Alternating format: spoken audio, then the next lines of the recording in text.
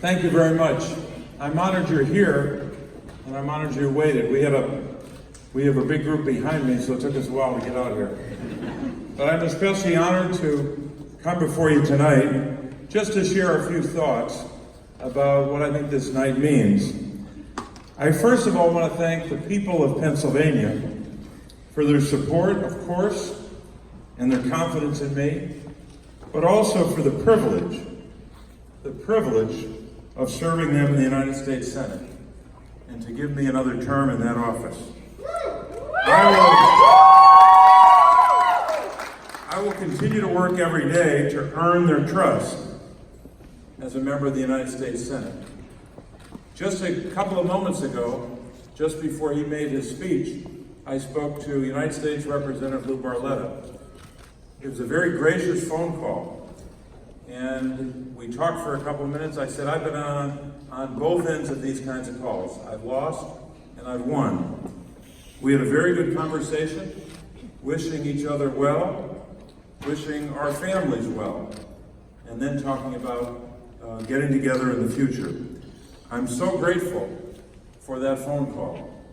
In this difficult time for our nation, to have a phone call like that between two people running against each other was something I guess we don't see enough of in American politics.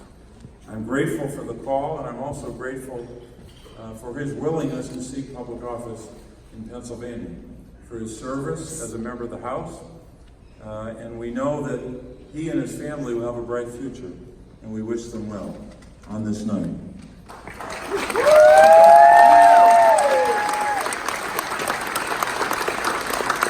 A lot of thank yous. I'll try not to keep it too long, but I have a lot of thank yous, and I'm going through every one of them that I wrote down on this piece of paper.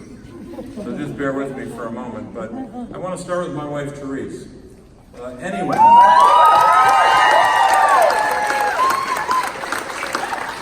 who's the spouse of a public official at any level who's been through a lot of campaigns know how much the candidate appreciates the contributions of a spouse. My wife, Therese, has been through a lot of elections. This is the 6th general election that I've been involved in. And I'm grateful for her support over and over again, the ways she holds our family together in these difficult campaigns. Therese, I want to thank you for that. And even though she lost her voice tonight, I'm glad she wrote down a lot for the permanent record. Of course, my daughters, and I'll start youngest to oldest, because in my last election, I named 3 of them, and then there was a pause, or someone gave me a nudge, and left out Marina. So I'll start this time, youngest to oldest. Our youngest daughter, Marina.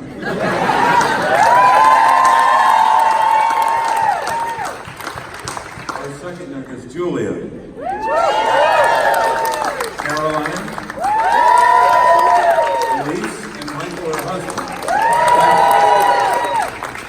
Teresa's parents, John and Nancy Fabiano, are here.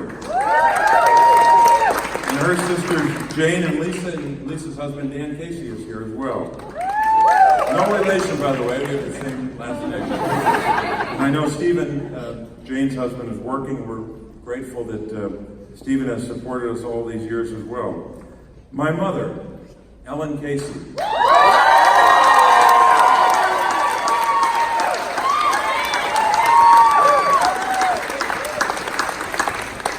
Thank her for her great support. The first time my father ran in a general election statewide was 50 years ago this year. So my mother's been through a lot of elections. We're grateful she's with us tonight. My brothers and sisters are here, and their spouses.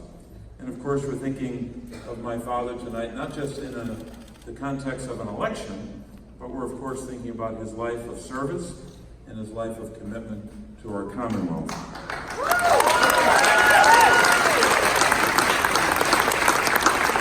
My chief of staff, Kristen Gentile. Where's Kristen?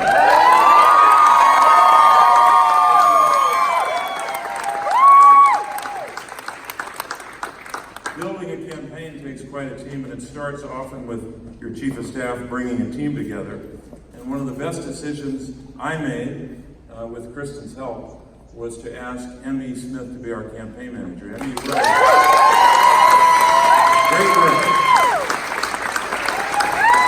And they built a great team around her and around both of them to help us get through this long campaign. I want to thank supporters of all kinds, people who contributed to the campaign, people who campaigned for us for not just weeks and months, but even years. People have helped us over many, many years. All the volunteers who helped me and helped Governor Wolf's campaign and all of the campaigns across our Commonwealth. I want to thank the men and the women of the AFL-CIO for their great help.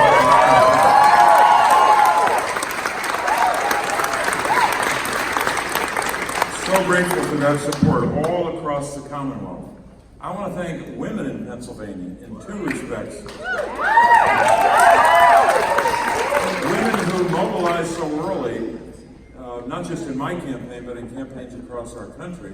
But I especially want to thank the women, and a couple of guys too, but the women who came forward to run for the United States House of Representatives, to run for, and I think we may set a record there tonight, but also those women and men who came forward to run for the State House and the State Senate.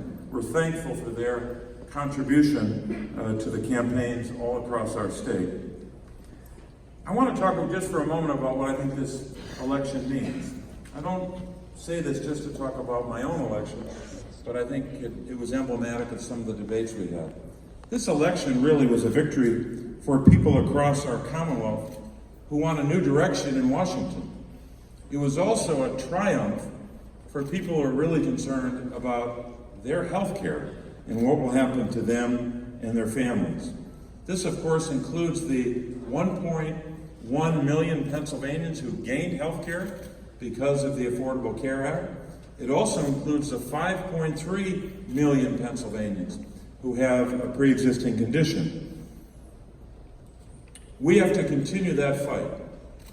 Have to continue the fight against any attempt by politicians in Washington to either rip away coverage or to deny people protections. We are not going back. We're going to make sure we maintain our no matter what.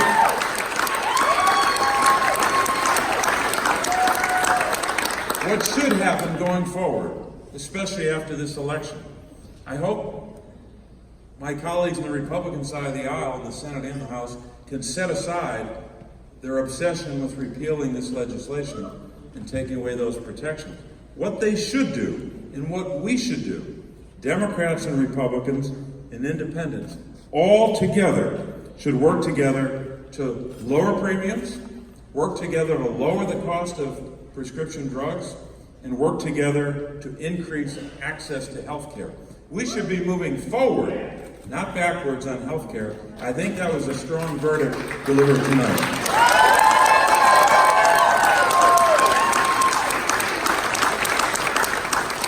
In the years ahead, our nation will confront many challenges, but we must also seize opportunities.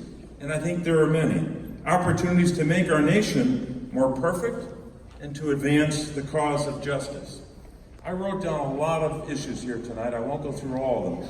But whether it's trying to raise wages, trying to give the middle class a more substantial tax cut, whether it's investing in infrastructure all across our country. We need a big, bold American infrastructure to rebuild, infrastructure bill to rebuild our country, to bring broadband to rural areas who are denied it today. And I hope both parties and the president will join us in that effort. There's so much to do for people with disabilities. That promise has not been fulfilled since the ADA of the early 1990s. We still have more work to do to lift kids out of poverty, to get more children the kind of early learning they need so they can learn more now and earn more later when they're part of a high-skilled workforce. But all of that will take a lot of time, a lot of investment, and a lot of cooperation and bipartisanship. And some would say that our agenda for change on a whole range of issues is too ambitious, that we must lower expectations and trim our sails. But you know what? We're the United States of America. We're the strongest country in the world, not only because of our military, our great military, our great men and women in uniform, but we're also a great country because America is also the strongest country in the world because we build in America. We innovate, we invest, we invent the future, and we advance the cause of justice when we're at our best. And by doing that, by advancing the cause of justice, we make sure that we demonstrate as a people whom we care for and who we're going to lift up in our society.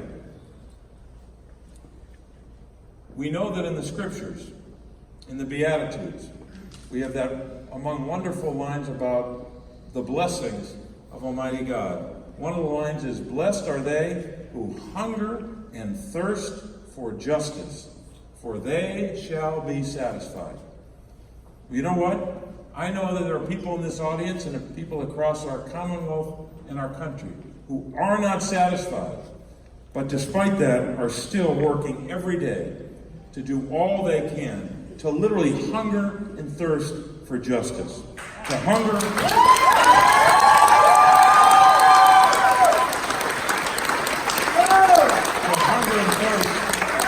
for the justice of health care, to hunger and thirst for the justice of a job, to hunger and thirst to advance the interests of the middle class or the vulnerable, people trying to get to the middle class. So as we go forward to advance the cause of justice, to make our nation a more perfect union, let us together focus on those that we come together to talk about tonight. Those who don't have power, those who may not have a voice, they may not have a lobbyist or a powerful interest helping them, but they're the people that we come here to represent and to fight for. If we keep advancing our interests in justice, and we keep advancing the interests of those who may not be represented here tonight, we will fulfill a mission that is worthy of a great country. Thank you, and God bless you.